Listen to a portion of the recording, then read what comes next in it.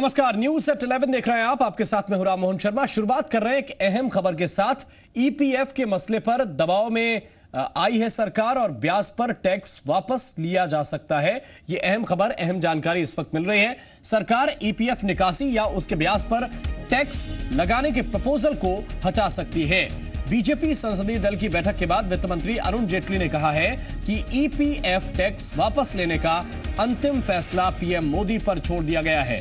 1 अप्रैल 2016 के बाद के ईपीएफ ब्याज के 60% पर टैक्स लगाने का नियम बनाया गया है। अभी 15,000 रुपए तक मासिक सैलरी वालों को टैक्स दायरे से बाहर रखा गया है, जिससे करीब 70 लाख कर्मचारियों को ईपीएफ टैक्स देना होगा। लेकिन इस मसले पर सरकार अपने कदम वापस खींच सकती है और जो प्रपोजल आया है उसे हटाया जा सकता है। यह अहम जानकारी आपको इस वक्त दे दें। अंतिम फैसला प्रधानमंत्री मोदी पर छोड़ा गया है।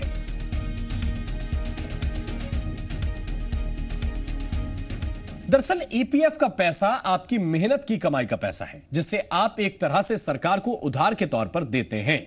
लेकिन अगर इस पर 2 बार आपको टैक्स देना पड़े तो सालाना आपको कितना नुकसान उठाना पड़ेगा, यह रिपोर्ट देखिए। The Employees Pension Fund contribution of 8.33%। वित्त मंत्री अरुण जेटली के बजट पिटारे से नौकरी पेशा को बड़ा झटका ईपीएफ के प्रस्तावों से लगा है। हालांकि सरकार ने साफ किया है कि ईपीएफ निकालने पर 1 अप्रैल 2016 के बाद से कंट्रीब्यूशन के 60% रकम पर बने ब्याज पर ही टैक्स लगेगा। इसको ऐसे समझिए, मान लीजिए कि 31 मार्च 2016 तक किसी के ईपीएफ फंड में 50 लाख रुपए जमा है और अप्रैल में उसके रिटायरमेंट तक इतनी ही फंड यानी 50 लाख रुपए ईपीएफ अकाउंट में और जमा होते हैं। तो ईपीएफ निकालने पर पहले 50 लाख पर कोई टैक्स नहीं होगा, लेकिन बाद में जमा हुए 50 लाख में से अगर प्रिंसिपल अमाउंट मान लिया जाए 40 लाख रुपए है, तो बाकी बचे 10 लाख रुपए के 60% यानी 6 लाख रुपए पर टैक्स लगेगा। लेकिन विपक्ष से लेकर कर्मचारी यूनियन तक पूछ रहे हैं कि आखिर ये टैक्स भी क्यों? ईपीएफ एक तरह से सरकार को कर्मचारियों की तरफ से मुहैया हुआ लॉन्ग टर्म लोन है। ऐसे में सवाल है, हमारे उधार पर टैक्स क्यों? मेरा पैसा मुझी से टैक्स? वैसे तो सरकार की दलील है कि 15,000 रुपए महीने की सैलरी वालों के लिए ईपीएफ नियमों में कोई बदलाव नहीं किया गया है। इससे मौजूदा 3 करोड़ 70 लाख ईपीएफ जमा करने वालों में से 3 करोड़ कर्मचारी छट जाएंगे और सिर्फ ज्यादा सैलरी उठाने वाले 70 लाख कर्मचारियों पर ही ये बोझ पड़ेगा। फॉरवर्ड यानी कि भविष्य के लिए होगा, जो आपने पहले किया है उस पे कोई टैक्स नहीं लागू होगा। सिर्फ भविष्य में जो हो रहा है उसमें हम लोग कुछ परिवर्तन ला रहे हैं। बहुत सारे लोगों से हम लोगों को आवेदन आए कि इसमें आप कुछ परिवर्तन करिए। हम लोग इन बातों के बारे में सोच रहे हैं और हम लोग आगे तय करेंगे कि इसके साथ क्या किया जाए। लेकिन सवाल है कि पहले ही ज्यादा कमाई वाले नौकरीपेशा तबके पर बड़ा बोझ है और उसको एक और झटका क्यों दिया गया? एक बार जब उसने अर्न किया अपनी वेतन लग गया टैक्स। अब उस बेचारे ने उसको सजा आप इस बात की दे रहे हैं कि उसने बचत की। एक तरफ बचत को आप प्रोत्साहित करते हैं, दूसरी तरफ बचत करने वाले को दोबारा टैक्स के लिए आप मजबूर कर रहे हैं। ये बहुत ही गलत है, डबल टैक्सेशन है और बचत को हतोत्साहित करने वाला है। इसे तत्काल वापस लेना चाहिए। कई लोगों का क्या मानना है मालूम नहीं, लेकिन इस देश के जो श्रमिक वर्ग है, मजदूर है, मिडिल क्लास लोग हैं, अगर उनकी ये मांग है तो लगता है कि शिवसेना ने हमेशा ऐसे लोगों के साथ अपनी बात सरकार के सामने रखी है। हम इस बारे में अब अध्ययन कर रहे हैं, पार्टी में निर्णय होगा और जो जनता की आवाज़ होगी, मजदूरों की आवाज़ होगी, हम उसके साथ रहेंगे। ईपीएफ किसी भी कर्मचारी के लिए बुढ़ापे की लाठी जैसा होता है, तो क्या ईपीएफ पर नए बजट प्रस्तावों से वो सहारा कमजोर नहीं हुआ? सरकार की ये भी दलील है कि पीपीएफ पहले की तरह पूरी तरह टैक्स फ्री है, पर ईपीएफ पर नए नियमों का मकसद रेवेन्यू कमाना नहीं है, बल्कि सरकार पेंशन सोसाइटी का लक्ष्य तय करना चाहती है। इसलिए एनपीएस यानी न्यू पेंशन सिस्टम में 40% रकम को टैक्स से छूट दी गई है, जो पहले नहीं था। लेकिन सवाल यही है कि पेंशन सोसाइटी का लक्ष्य हासिल करने के लिए क्या ईपीएफ कंट्रीब्यूशन पर टैक्स का चक्कर लगाना सही है? क्या सरकार कर्मचारियों का ऑक्सीजन नहीं छीन रही?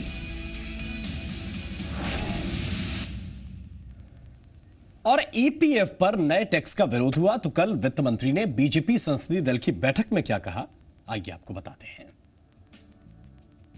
मैंने पीएफ जमा करने वाले कर्मचारियों के हित को ध्यान में रखकर यह फैसला किया है, खास तौर से निजी क्षेत्र में काम करने वाले कर्मचारियों के लिए, जिनके पास पेंशन की कोई सुविधा फिलहाल नहीं है।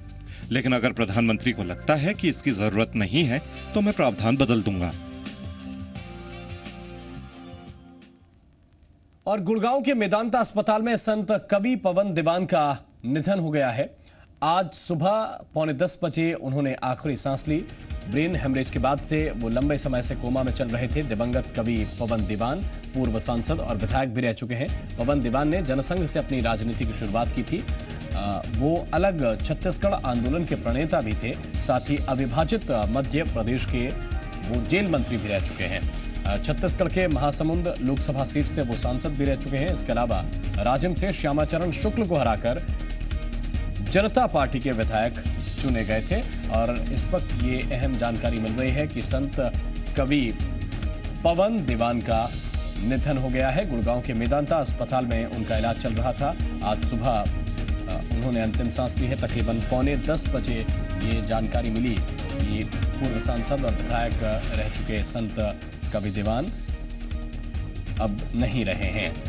जी मीडिया संवाददाता देवेश तिवारी इस वक्त हमारे साथ ज्यादा जानकारी के साथ जुड़े हुए हैं। देवेश, जरा बताइए किन परिस्थितियों में निधन हुआ है पवन दीवान का, और साथ ही ये बताइए कितनी महत्वपूर्ण भूमिका खासतौर से छत्तीसगढ़ जब बना था उस वक्त उन्होंने निभाई थी।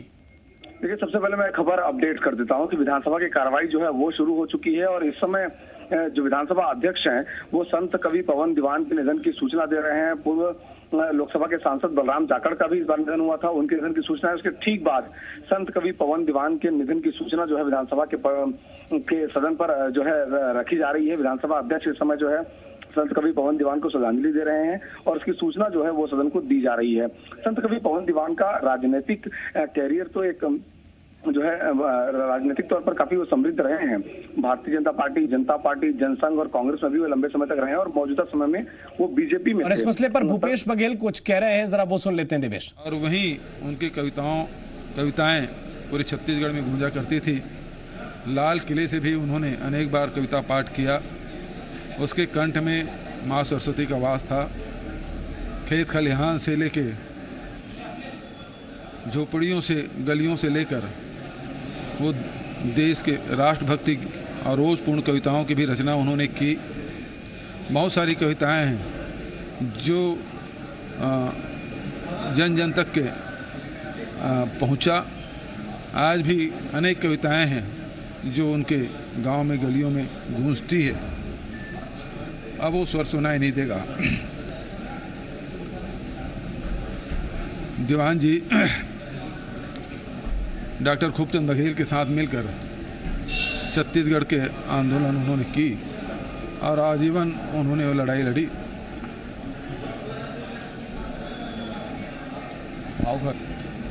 संत पवन दीवान का निधन छत्तीसगढ़ के राजनीतिक जीवन का, सांस्कृतिक जीवन का और धार्मिक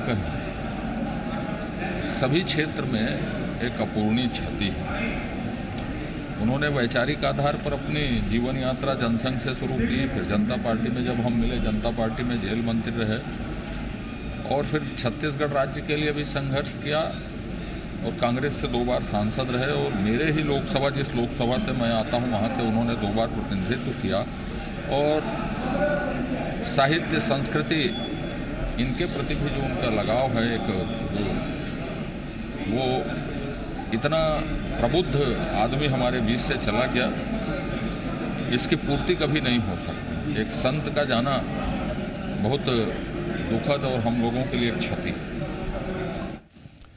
तो आप ये सुन रहे थे, अलग अलग प्रतिक्रियाएं आ रही हैं। मंत्री अजय चंद्राकर इस वक्त निधन पर शोक व्यक्त कर रहे थे और साथ ही आपने सुना भूपेश बघेल को, उन्होंने भी इस निधन पर शोक व्यक्त किया है। जी मीडिया संवाददाता देवेश तिवारी हमारे साथ ज्यादा जानकारी के साथ लगातार जुड़े हुए हैं। देवेश, अब शोक संवेदनाएं लगातार व्यक्त की जा रही हैं, लेकिन दर्शकों की जानकारी के लिए जरा आपसे ये भी मैं जानना चाहता हूं कि जब छत्तीसगढ़ का गठन हुआ नए राज्य का, उस वक्त क्या भूमिका संत कवि पवन दीवान ने निभाई और इसके अतिरिक्त साहित्य के क्षेत्र में, संस्कृति के क्षेत्र में किस तरीके से उनका योगदान रहा है?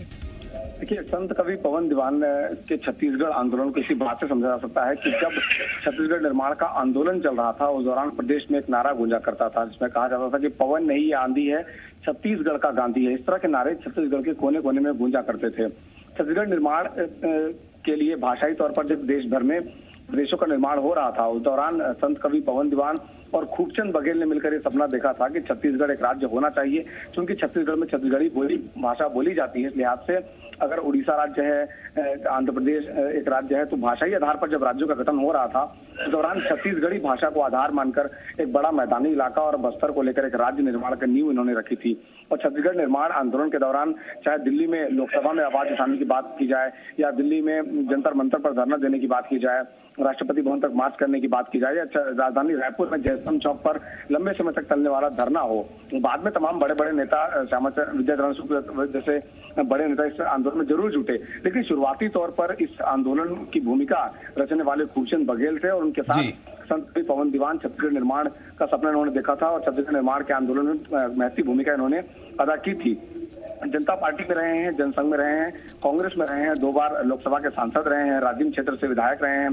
श्यामा चरण शुक्ल जो कि मध्य प्रदेश के पूर्व मुख्यमंत्री रहे हैं, उनको इन्होंने हराया था। इनका राजनीतिक कद से कहीं बड़ा कद इनका कवि और साहित्यकार के तौर पर इनका जीवन काफी महत्वपूर्ण रहा है। छत्तीसगढ़ में इनकी कविताएं आज भी अलग अलग क्षेत्रों में, गाँव में बोली जाती है। इनके क्षेत्र के जो दीवार हैं उनमें इनके नारे जो है वो आज भी लिखे हुए हैं, जो इन्होंने नारे दिए थे। इनकी एक महत्वपूर्ण कविता यह रही है कि भगवान को ये अपनी कविता के माध्यम से आग्रह करते थे कि अगर उन्हें रखना है तो रखें, न रखना है तो नहीं रखें, क्योंकि एक सबको राख हो जाना है। और आज सच में उनका जो पार्थिव शरीर है वो राख हो जाएगा। मुख्यमंत्री डॉक्टर रमन सिंह ने निर्देश दिए हैं कि उनका जो पार्थिव शरीर है वो मेदांता अस्पताल से रायपुर विशेष विमान के द्वारा लाया जाएगा। बहुत बहुत धन्यवाद, बहुत बहुत शुक्रिया देवेश आपका इस पूरी जानकारी के लिए।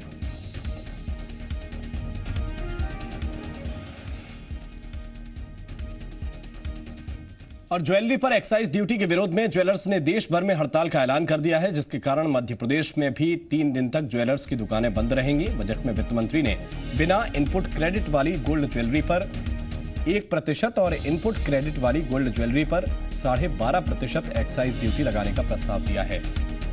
यानी देश में बनने वाली गोल्ड ज्वेलरी पर 1% एक्साइज ड्यूटी लगेगी। अगर आप देश में बनने वाली 30,000 रुपए की गोल्ड ज्वेलरी खरीदते हैं तो आपको 300 रुपए एक्साइज ड्यूटी के तौर पर ज्यादा देने पड़ेंगे। और अगर इंपोर्टेड ज्वेलरी आप खरीदते हैं तो आपको 12.5% यानी कि 3,750 रुपए ज्यादा चुकाने होंगे। ज्वेलर्स की दलील है कि इससे उनकी बिक्री घटेगी और इंडस्ट्री को भारी नुकसान होगा।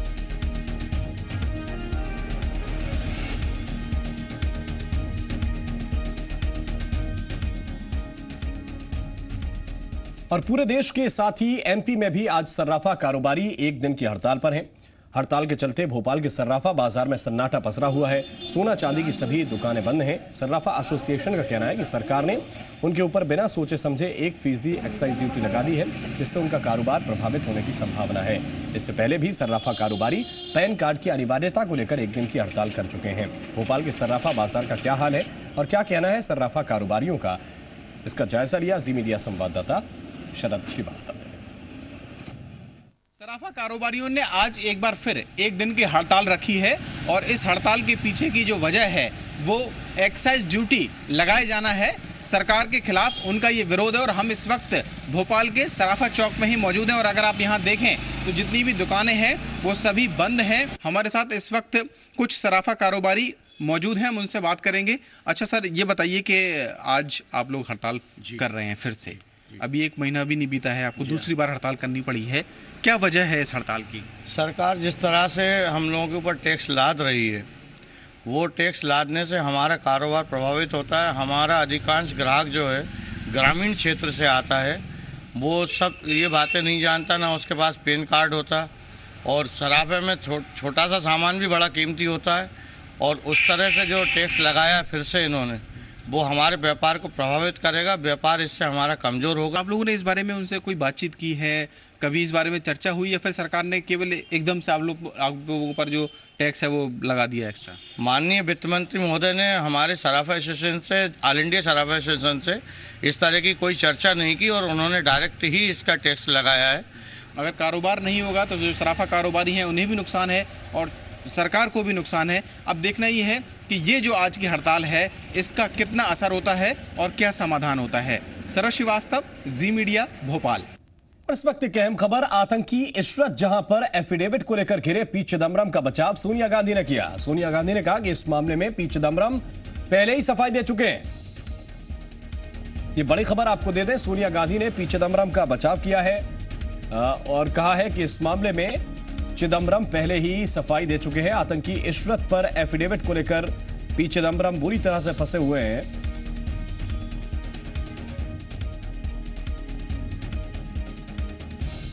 लगातार उन पर यह आरोप है कि उन्होंने एफिडेविट में से ऐसी चीजों को हटाने के लिए अधिकारियों पर प्रेशर बनाया जो इशरत जहां को उस वक्त आतंकी घोषित कर रहे थे। लेकिन इसी बात को लेकर सवाल भी पूछे जा रहे हैं। इन सबके बीच सोनिया गांधी ने चिदम्बरम का बचाव करते हुए यह कहा है कि इस मामले पर चिदम्बरम पहले ही सफाई दे चुके हैं, क्योंकि एक तरह से ये आरोप पी चिदम्बरम के साथ साथ उस वक्त की कांग्रेस लीडरशिप पर भी खड़े हो रहे हैं।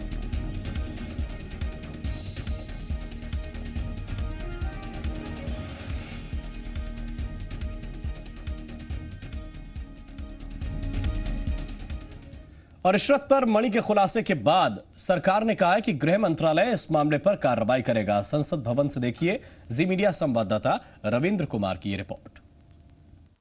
जितेंद्र जी, जिस तरह से मणि ने खुलासा किया है कि कहीं ना कहीं उन पर दबाव था, उनको टॉर्चर किया गया, उस पर लग रहा है कि बीजेपी के नेताओं, चाहे नरेंद्र मोदी हो या अमित शाह, उनको फंसाने की कोशिश की गई थी पूर्व सरकार द्वारा। देखिए, यूपीए के 10 वर्ष के शासनकाल में जो बात भारतीय जनता पार्टी की ओर से कही जा रही थी और जिसे नकारने का प्रयास किया जा रहा था, वो अब तथ्यों के साथ, तर्क के साथ, प्रमाण के साथ सामने आ रही है, ये देश की जनता के सामने है। और आज एविडेंस बेस्ड युग है। केवल मात्र ये कह देना कि भारतीय जनता की पार्टी जो कह रही थी उसमें कोई वास्तविकता नहीं थी, ये पर्याप्त नहीं रहता। अब प्रमाण जो कह रहे हैं ये देश के सामने है और निश्चय ही गृह मंत्रालय को इसका संज्ञान लेना चाहिए। सरकार किस तरह कार्रवाई करेगी? गृह मंत्रालय के पास अपना एक प्रक्रिया का एक ढंग है, एक सिस्टम है।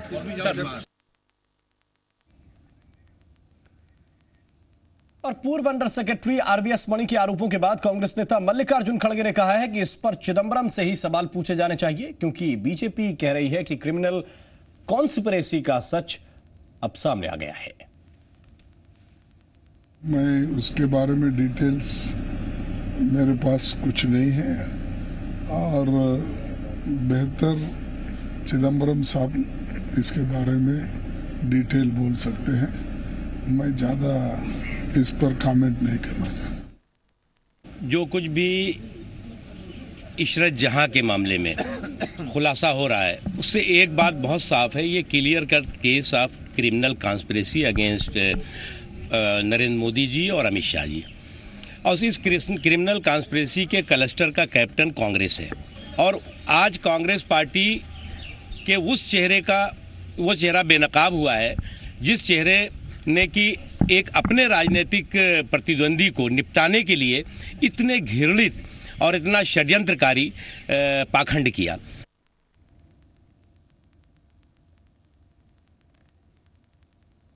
मुख्तार अब्बास नकवी को आप सुन रहे थे। उन्होंने कहा है कि ये तो साजिशन किया गया था, इसके पीछे एक कॉन्स्पिरेसी थी और इसका मकसद ये था कि वो अपने विरोधी को फंसाने के लिए उस वक्त की गुजरात सरकार के खिलाफ इस तरीके की कॉन्स्पिरेसी कर रहे थे। और जबकि कांग्रेस के नेता और सदन में नेता विपक्ष की भूमिका निभा रहे मल्लिकार्जुन खड़गे ने कहा है कि इस मसले पर तो पी चिदम्बरम से ही सवाल पूछे जाने चाहिए।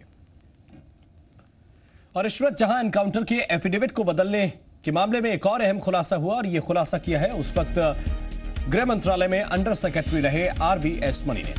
मणि वो अधिकारी हैं जिनके सिग्नेचर दोनों एफिडेविट पर थे।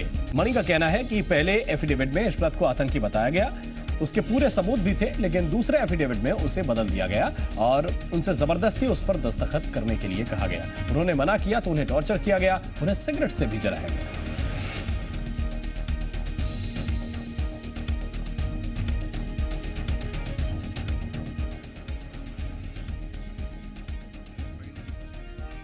और जरा सुनिए आरवीएस मणि ने क्या कहा जब उनसे पूछा गया कि इशरत एनकाउंटर पर एफिडेविट किसने बदलवाया और क्यों बदला।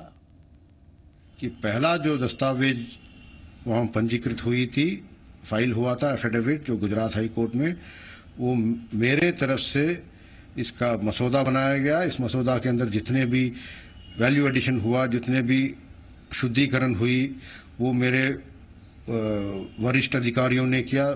खासकर मैं इसके गाइडेंस भी उसके लिए कुछ वरिष्ठ अधिकारियों ने कहा। फिर चिदम्बरम साहब ने इसका अनुमोदन किया।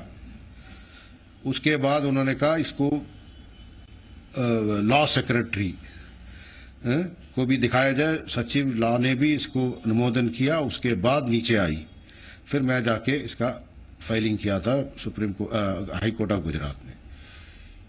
इसके पश्चात सब सुख शांति थी। बस चिदम्बरम साहब एक दिन आए, फाइल वाइल बड़े हड़बड़ी मची, एक दिन फाइल लेके उन्हीं के चले। अब किस लेवल पे ये दूसरा एफिडेविट का मसौदा बना, इसका मैं ज्ञात नहीं हूँ। ये मैं जरूर कह सकता हूँ कि मेरे लेवल से और मेरे से 2 लेवल ऊपर वरिष्ठ अधिकारी जो हैं। और मुख्यमंत्री शिवराज सिंह चौहान इस वक्त उज्जैन पहुंच गए हैं। सीएम का काफिला अभी अभी पहुंचा है उज्जैन। ये तस्वीरें हम आपको दिखा रहे हैं। बस अभी अभी मुख्यमंत्री शिवराज सिंह चौहान पहुंचे हैं उज्जैन। तस्वीरें इस वक्त हम आपको दिखा रहे हैं उज्जैन की। आज दिन भर उज्जैन के दौरे पर रहेंगे, अलग अलग कार्यक्रमों में शिरकत उन्हें करनी है। सिंहस्थ की तैयारियों को लेकर रिपोर्ट भी लेंगे। इसके अलावा बहुत मुमकिन है कि साधु संत जो नाराज चल रहे हैं उनसे भी उनकी मुलाकात हो। हालांकि उनके कार्यक्रम में इस तरीके की बात नहीं है, लेकिन फिर भी आपको बता दें कि मुख्यमंत्री शिवराज सिंह चौहान आज दिन भर अपने व्यस्त कार्यक्रम में रहेंगे। उज्जैन पहुंच चुके हैं। यही है इस वक्त की अहम खबर। ये एक्सक्लूसिव तस्वीरें आपको दिखा रहे हैं उज्जैन से लाइव। यहाँ पर पहला कार्यक्रम उनका फैक्ट्री चौक पर है और इसके बाद रुद्र सागर भी जाना है। चिंतामन फ्लाईओवर का भी उद्घाटन उन्हें करना है। गौघाट पर कार्यक्रम में भी शामिल होना है। बाईपास पर टोल रोड का उद्घाटन भी करना है। और इन सब के बीच ये पहली जानकारी, ये पहली तस्वीर, पहली खबर कि मुख्यमंत्री शिवराज सिंह चौहान अपने पहले कार्यक्रम स्थल पर पहुंच चुके हैं। अभी अभी उनका काफिला पहुंचा है और इस मीडिया की भीड़ के ठीक पीछे मौजूद हैं मुख्यमंत्री शिवराज सिंह चौहान। एक्सक्लूसिव तस्वीरें हम आपको दिखा रहे हैं। मुख्यमंत्री कार्यक्रम स्थल पर पहुंच चुके हैं और आज बहुत व्यस्त उनका कार्यक्रम है। देर शाम तक रहेंगे मुख्यमंत्री आज उज्जैन में और उसके बाद वापस भोपाल लौटेंगे।